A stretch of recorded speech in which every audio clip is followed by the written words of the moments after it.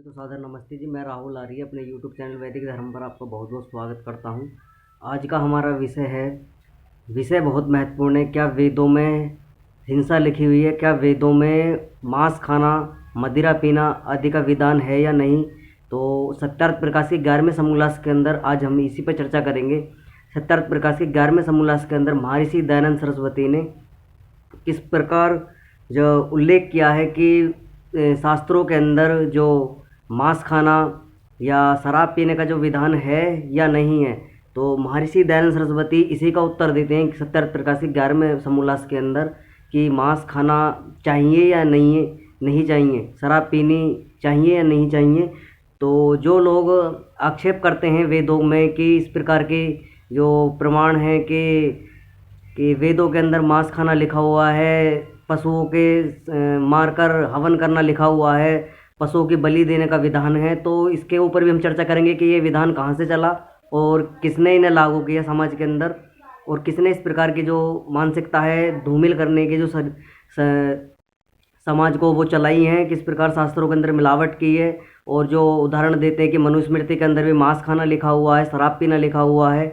और ब्राह्मण ग्रंथ जो है, शतपथ ब्राह्मण जो ग्रंथ है उसके अंदर भी इस प्रकार का जो लिखा हुआ है लोग कहते हैं। तो आज हम शतपथ ब्राह्मण जो ग्रंथ है उसके कुछ प्रमाण महर्षि दयानंद सरस्वती ने सत्यार्थ प्रकाश के 11वें समोल्लास के अंदर दिए हैं।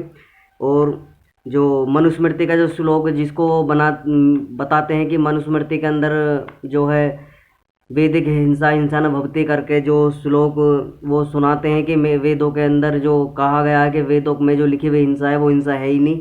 तो उसी पर भी आज हम चर्चा करेंगे।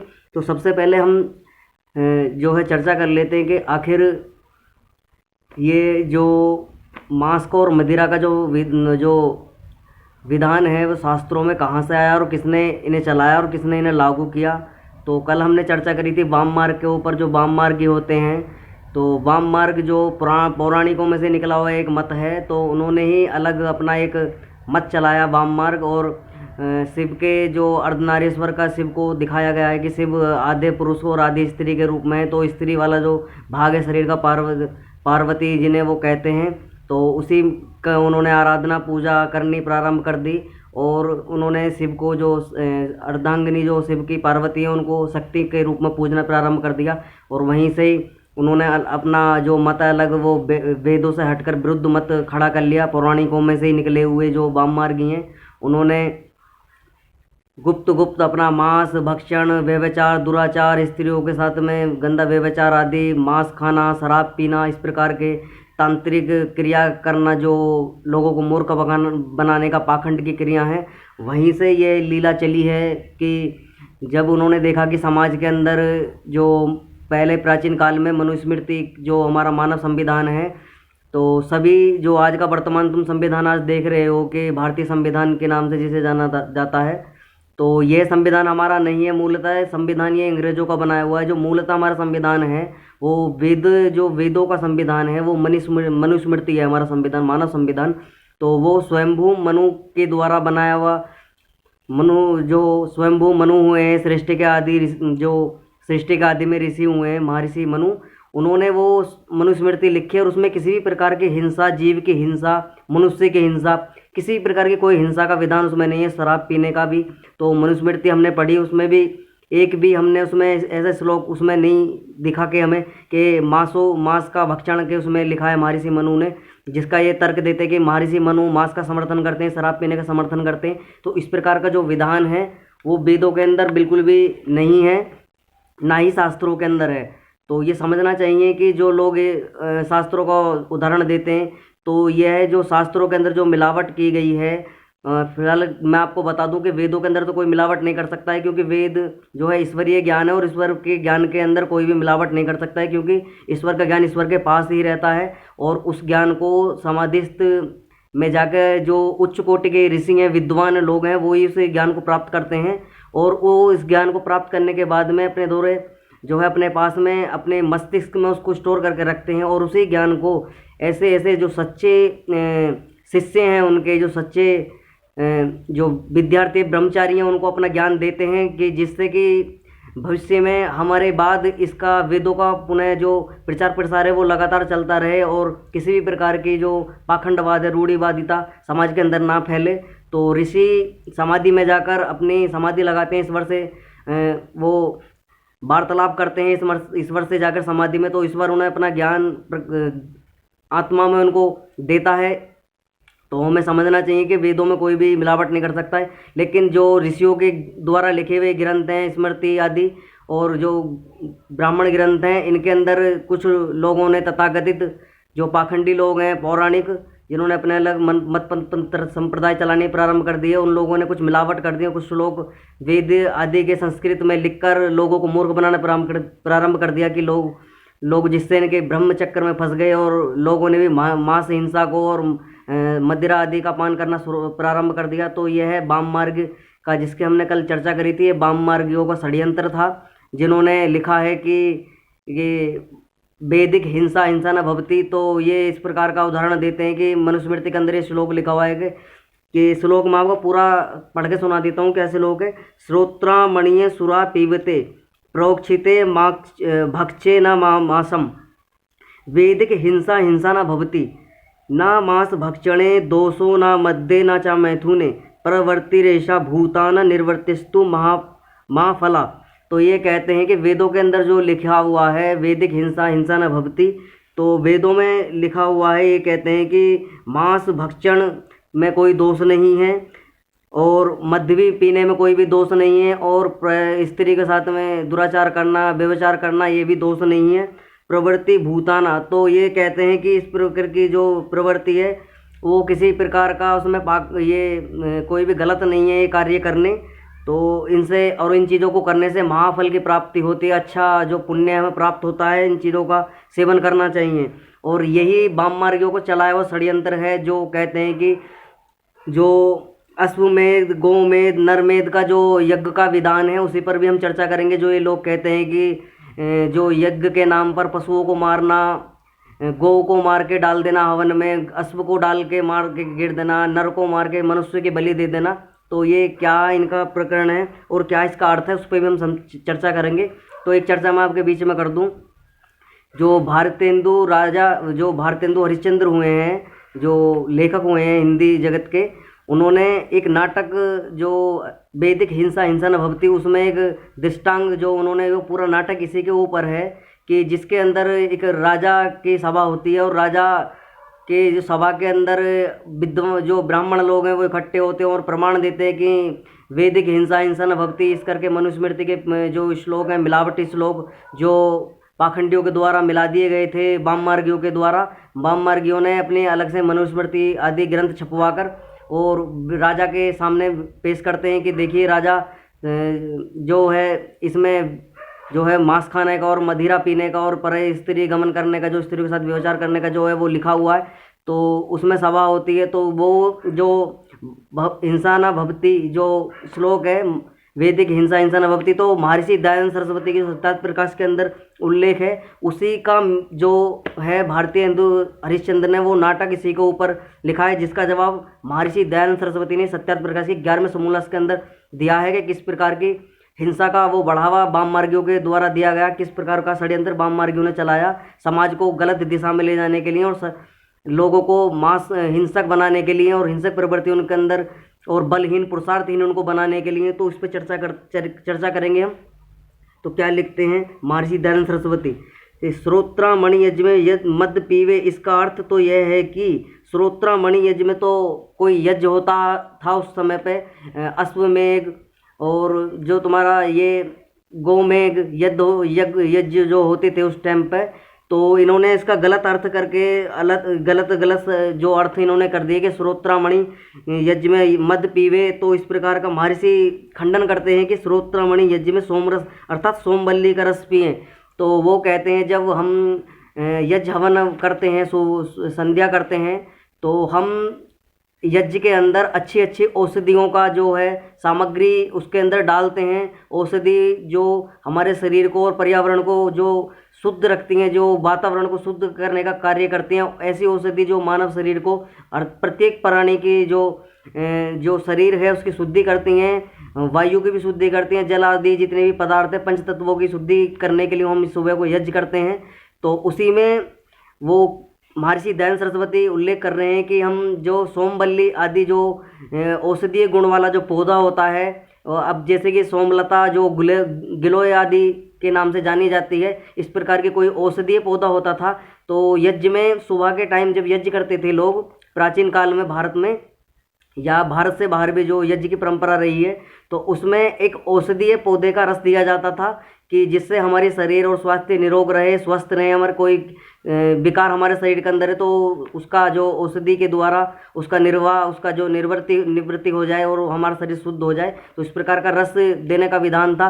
लेकिन इन्होंने पाखंडियों ने, मूर्खों ने, वाम मार्गियों ने सुरा आदि का उसमें उल्लेख कर दिया। मनुस्मृति के अंदर श्लोक मिलावटी मिलाकर के वेदों के अंदर लिखा है कि सुरा पेवे, यज्ञ के अंदर पशुओं को मारकर हवन करे, उसमें हवन में डाले और मनुष्य आदि को भी डालकर हवन कर दे, उनकी गर्दन आदि काट ले। तो इस प्रकार का जो विधान है महर्षि दयानंद सरस्वती स्पष्ट खंडन करते हैं कि इस प्रकार का कोई भी विधान वेदों के अंदर नहीं है। संपूर्ण वेद, चारों वेद महर्षि दयानंद सरस्वती ने पढ़े थे और किसी भी प्रकार की हिंसा वेदों के अंदर उन्होंने नहीं देखी। और आज भी भारत के अंदर या विदेशों के अंदर भी जितना अच्छा वेद भाष्य महर्षि दयानंद सरस्वती ने किया है, आज भी किसी भी का वर्तमान में इतना अच्छा भाष्य वेदों के ऊपर किसी का नहीं है। जो वैज्ञानिक लोग हैं, जो रिसर्चर हैं, वो आज भी वेदों में जो वेदों के ऊपर रिसर्च करते हैं, जो साहित्य के ऊपर रिसर्च करते हैं, संस्कृति के ऊपर रिसर्च करते हैं, वो आज भी जो है महर्षि दयानंद सरस्वती के जो लिखा हुआ वेदों का भाष्य, उसी के बिहार पर अपना जो है जो अनुसंधान के द्वारा जो कार्य होते हैं, उन पर जो अगर कोई तथ्य उनको नहीं मिल पाता, प्रमाण नहीं मिल पाते हैं, तो वो प्रमाण महर्षि दयानंद सरस्वती के द्वारा जो लिखा हुआ वेदों का भाष्य है, तो उसी के बिहार पर वो अपना रिसर्च करते हैं और सारी जो उसमें लिखी हुई जो विद्या है उसके द्वारा अपना सत्य असत्य का निर्णय करते हैं। तो महर्षि दयानंद सरस्वती आगे लिखते हैं कि वाम मार्ग सोमवल्ली आदि कर से प्रेक्षित अर्थ यज्ञ में मांस खाने में दोष नहीं, ऐसी पामरपन की बातें। तो पामरपन कह रहे हैं कि ऐसे बालकपन की बातें, तो कोई बच्चे वाली बातें हैं कि इस प्रकार की जो बातें लिख दी गई हैं वाम मार्गियों के द्वारा, तो ये बातें वाम मार्गियों ने चलाई हैं। उनसे पूछना चाहिए कि जो वैदिक हिंसा ना हो तो तुझको, तो स्पष्ट महर्षि दयानंद सरस्वती कहते हैं कि चाहे किसी को मिर्च लग जाए इस बात की, तो वाम मार्गियों को स्पष्ट खुला चैलेंज करते हैं कि अगर वेदों में ये लिखा है कि वैदिक हिंसा न भवति, तुझे और तेरे कुटुंब को मारकर हवन कर दिया जाए, तेरी गर्दन काट दी जाए और तुझ पर अत्याचार किया जाए, तेरे पूरे परिवार को काट कर हवन में डाल दिया जाए, तो तू क्या अपनी जान बचाएगा या नहीं बचाएगा? क्या तो अपने परिवार के जो दुराचार तेरे परिवार के साथ में होगा, गलत तेरे परिवार के साथ होगा, तेरे साथ होगा, जो वेदों के नाम पर हिंसा न भवति का तो उदाहरण दे रहे हो, वाम मार्गियों को खुला चैलेंज देते हैं, अगर मैं तुम्हारे साथ में ये करते मैं तुम्हारे साथ करता हूँ, क्या तुम अपनी जान बचाओगे या नहीं बचाओगे? न्यायालय के पास जाओगे नहीं जाओगे? तो महर्षि दयानंद सरस्वती एक ऐसे ऋषि हुए हैं जो उन्हें कहना होता था स्पष्ट खुले विचारों से कहते थे, चाहे किसी को बुरा लग जाओ, चाहे प्राणों पर संकट क्यों ना आ जाए, लेकिन जो बात सत्य है वो सत्य है। वो महर्षि दयानंद सरस्वती इस बात में सबसे उच्च कोटि के ऋषि माने जाते हैं कि उन्होंने किसी भी का पक्षपात नहीं किया है और जो सत्य है उसका सत्य का जो है वो प्रचार प्रसार किया है और असत्य का पूर्ण खंडन किया है। जहाँ वो अपने वैदिक जो पौराणिक जो परंपरा रही है हिंदुओं की, उसके अंदर भी हो, चाहे अदर जो संप्रदाय चले हुए हैं, चाहे जैन हो, चाहे बौद्ध हो, चाहे ईसाई हो, सभी का खंडन उन्होंने किया है। जो सत्य बातें हो सभी की मानने योग्य हैं, ऋषि दयानंद ने मानी भी हैं। तो आगे कहते हैं महर्षि दयानंद सरस्वती, तो हिंसा ना हो तो तुझे और तेरे कुटुंब को मारकर हवन में डाल दे तो क्या चिंता है? मांस भक्षण करने, मद्य पीने, परस्त्री गमन करने में यदि दोष नहीं है, ये कहना छोकड़पन। तो महर्षि दयानंद सरस्वती कह रहे हैं कि ये बालकपन की बातें हैं, तुम्हें जो है एक बालक प्रवृत्ति तुम्हारे अंदर पनप गई है कि बालक को जिस प्रकार का कोई ज्ञान नहीं रहता, एक बात रट लेता है झूठी मूठी, उसे कोई कहीं से पता चल जाए तो उसे गाता रहता है और उसके तो इसी बात का महर्षि दयानंद सरस्वती खंडन करते हैं, क्योंकि बिना प्राणियों के पीड़ा दिए मांस प्राप्त नहीं होता और बिना अपराध के पीड़ा देने धर्म का काम नहीं है। तो स्पष्ट कहते हैं महर्षि दयानंद सरस्वती, बिगर पीड़ा के किसी भी जीव से, किसी भी प्राणी से बिगर हिंसा के मांस प्राप्त नहीं हो सकता है। तो पशुओं को आप देखोगे, आप बोल सकते हो प्राणी, और आप पशुओं को मारते हो, उन पर अत्याचार करते हो, बांध कर लाते हो, गर्दन पर छुरी चलाते हो, अगर इसी प्रकार का कृत्य तुम्हारे साथ किया जाए, तुम्हारे परिवार के साथ किया जाए, तुम्हारे बालकों के साथ किया जाए, तुम्हारी उंगली भी कट जाती तो किस प्रकार का दर्द होता है। एक तुम निर्जीव जो प्राणी है, जो बोल नहीं सकता है, उसकी तुम हत्या कर रहे हो, उस पर क्या गुजरती होगी। तो इस प्रकार की तो महर्षि दयानंद सरस्वती स्पष्ट कहते हैं कि वो लोग मनुष्य के नाम पे कलंक हैं, उन्हें मनुष्य के रूप में एक दानव हैं। और दानव प्रवृत्ति उसे कहते हैं जो मांस भक्षण करता है, शराब पीता है, स्त्रियों के साथ गंदा व्यभिचार करता है। तो वो सब जो जितने भी गुण हैं वो वाम मार्गियों के हैं। और वाम मार्गी हर वो व्यक्ति वाम मार्गी है जो शराब पीता है, मांस खाता है, कच्चा हो, पका हो, भुना हो, अंडे हो, कुछ भी हो।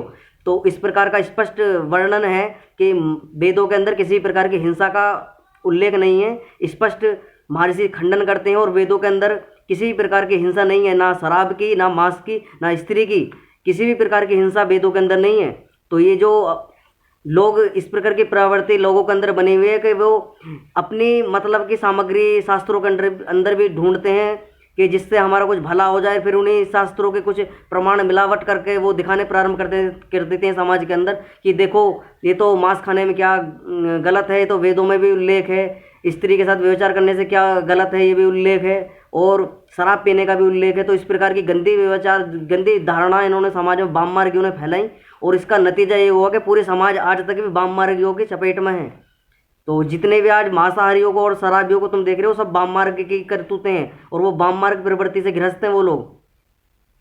तो ऐसे लोगों से बचकर रहना चाहिए जो वाम मार्ग से हैं। इनको समाज से बहिष्कृत करने का विधान मनुस्मृति और शास्त्रों में और वेदों के अंदर भी लिखा हुआ है कि ऐसे लोगों को समाज से बहिष्कृत कर दो।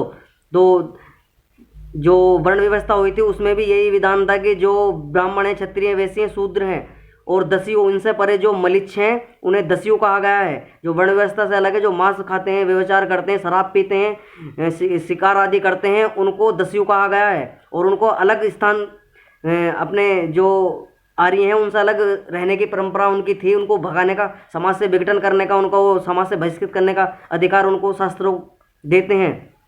तो आगे लिखते हैं महर्षि दयानंद सरस्वती, मद्यपान का तो समर्था प्राप्त नहीं है।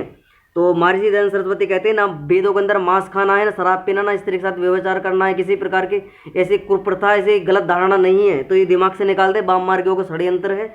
और लोगों को समझना चाहिए कि वेद ऐसा ईश्वर के बनाए हुए ग्रंथ हैं, ईश्वर का ज्ञान है कि जिसके अंदर कोई मिलावट नहीं कर सकता है और उसमें किसी भी मनुष्य का इतिहास नहीं है। उसमें संपूर्ण सृष्टि का, संपूर्ण ब्रह्मांड का, ईश्वर का, जीव का, प्रकृति का इतिहास उसके अंदर लिखा हुआ है। लेकिन किसी मनुष्य का इतिहास उसके अंदर नहीं है, किसी राजा महाराजा का, किसी भी हिंसा आदि प्रवृत्ति का विधान वेदों के अंदर नहीं है।